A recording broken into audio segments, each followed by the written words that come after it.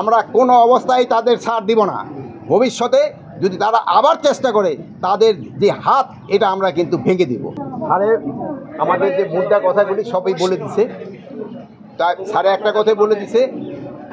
এই যে যেই ঘটনা ঘটছে এই জন্য আমরা একটা উচ্চ ক্ষমতা সম্পন্ন একটা তদন্ত কমিটি গঠন করব এবং এটা আমাদের সহকর্মীদের সাথে আলাপ করার পর।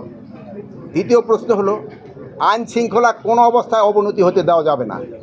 আমি আপনাদের সবাই সহযোগিতা চাচ্ছি। যারা আইন শৃঙ্খলা অবনতি করবে তাদের কোনো অবস্থায় আমরা ছাড় দিব না। আমরা কোনো অবস্থায় তাদের ছাড় দিব না। আমরা কোনো অবস্থায় তাদের ছাড় দিব না। ভবিষ্যতে যদি তারা আবার চেষ্টা করে তাদের যে হাত এটা আমরা কিন্তু ভেঙে দিব, এই যারা আইন শৃঙ্খলা অবনতি করতে চায়।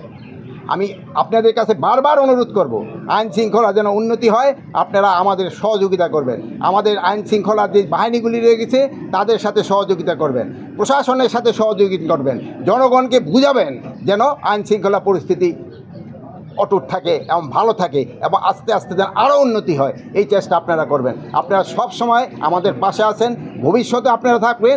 আপনাদের এই সহযোগিতা আমি সব সময় কামনা করি। ভালো থাকেন। আল্লাহ হাফেজ।